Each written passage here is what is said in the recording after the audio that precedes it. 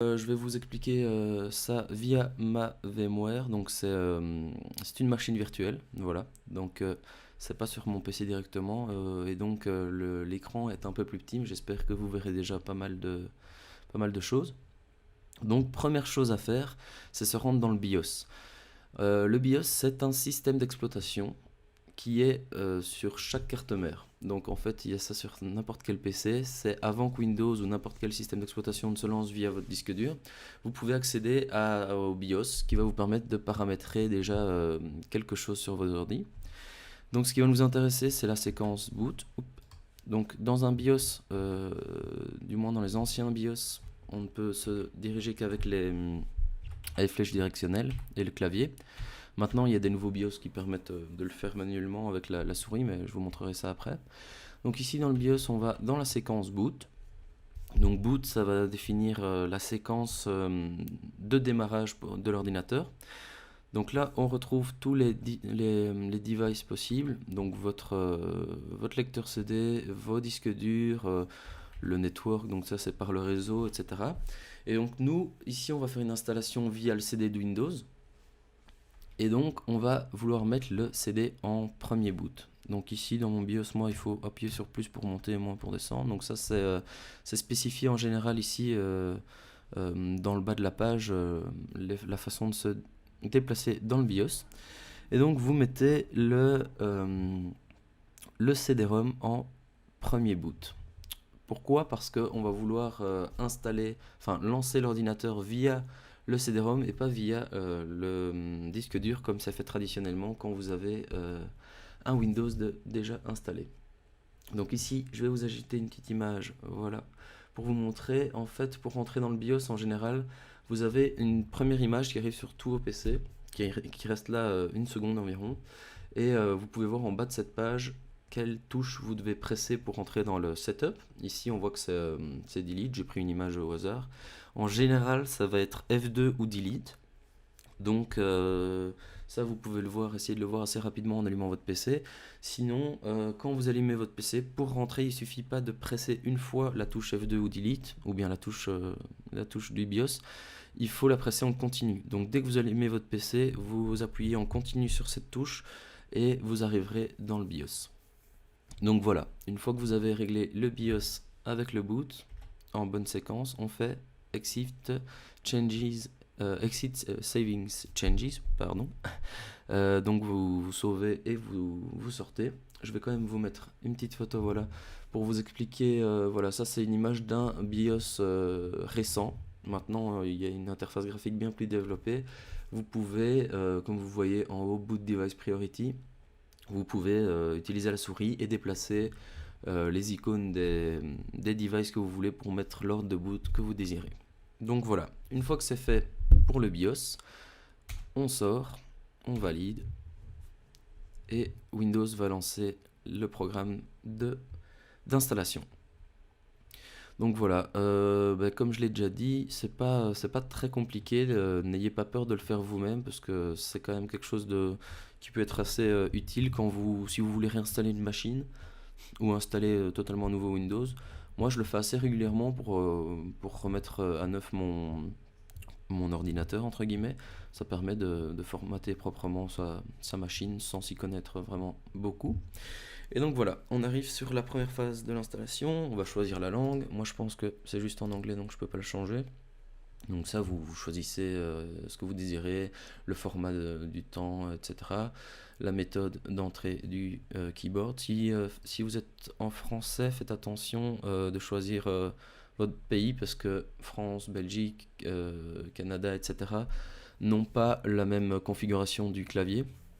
Donc là choisissez bien celui que vous voulez. Par exemple, moi je vais quand même le mettre. Oh, tiens, je ne l'ai pas sur cette distribution. Enfin bref, vous choisissez le clavier que vous désirez, vous faites suivant et on lance l'installation.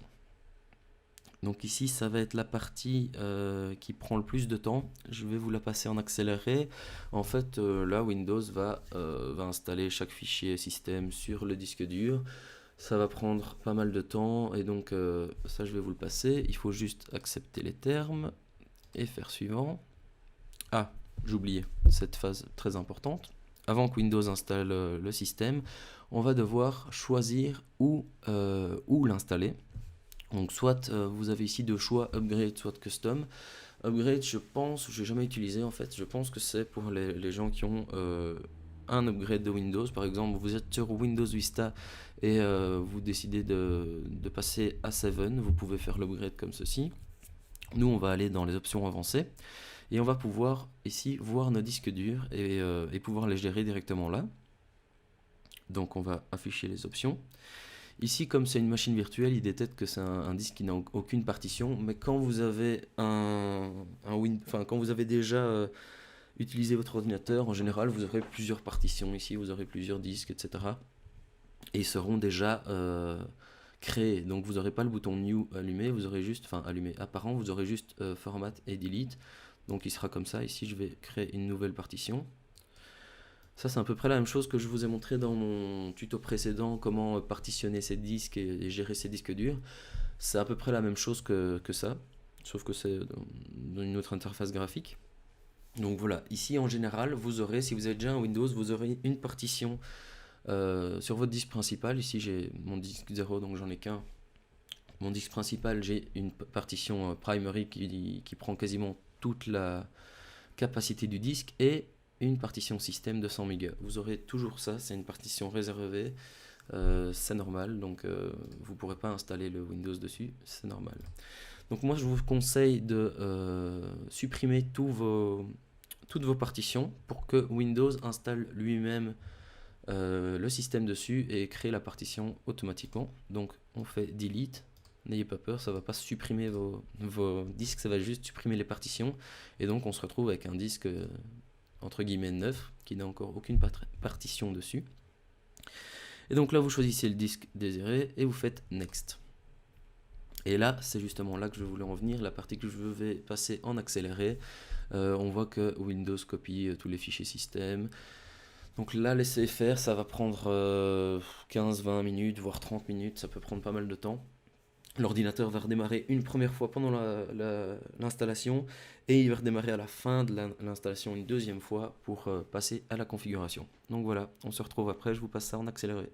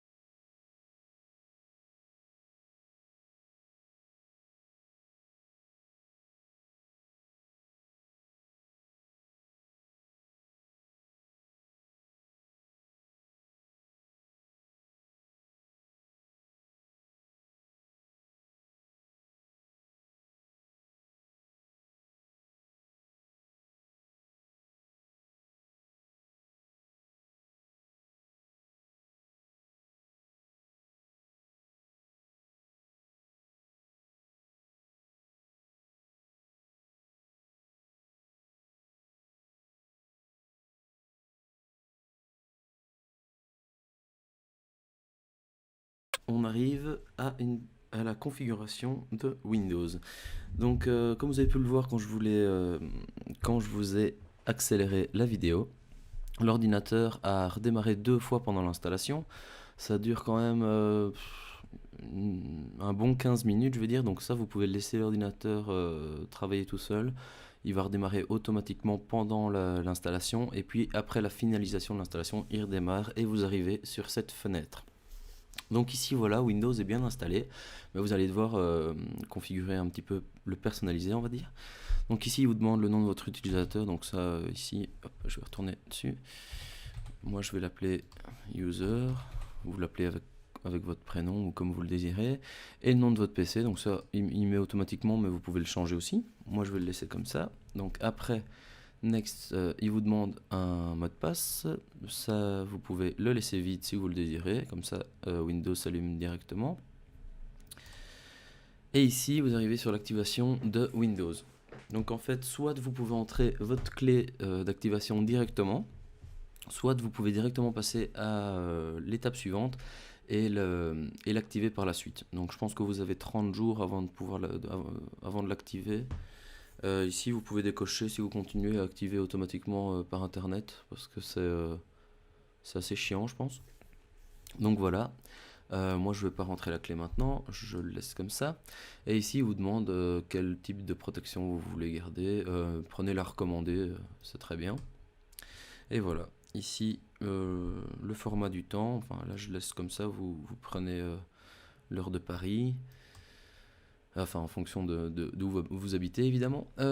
Et ici, il vous demande le type de réseau que vous voulez utiliser. Et comme vous êtes chez vous, je suppose, vous prenez un réseau local, home, je sais pas comment c'est mis en français.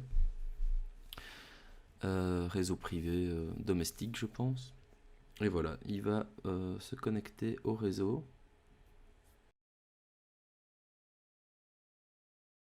Voilà, j'ai encore accéléré un petit peu parce que là, ça a pris bien 5 minutes que le temps qu'il cherche tout le système et mon desktop. Mais donc voilà. Alors avant de commencer de vous lancer là-dedans, faites bien attention d'avoir fait un backup de vos données parce qu'évidemment il va formater votre disque dur donc il n'y aura plus rien dessus.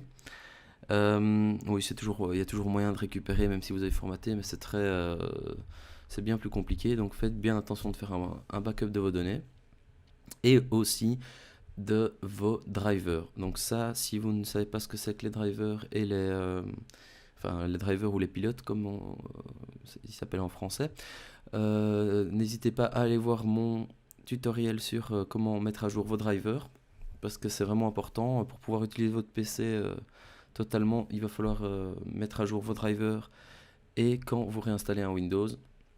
Un petit conseil, faites toujours attention d'avoir le driver, au minimum le driver de votre carte réseau ou de votre carte mère, parce que si vous ne l'avez pas, vous allez avoir du mal à aller chercher tous les drivers sur internet.